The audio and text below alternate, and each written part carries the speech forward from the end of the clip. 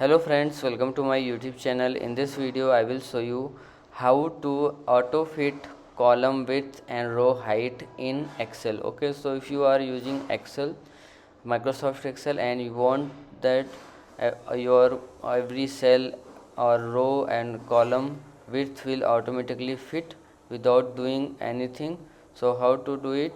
Here you will see I have created this sheet.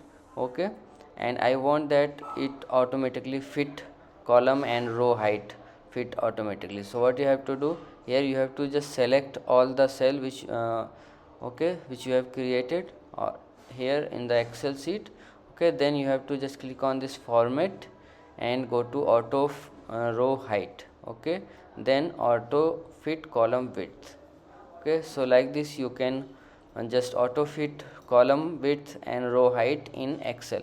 So if you like this video, please like my video and also subscribe my channel for more videos on Microsoft Excel, Microsoft Word, Microsoft Outlook. Thank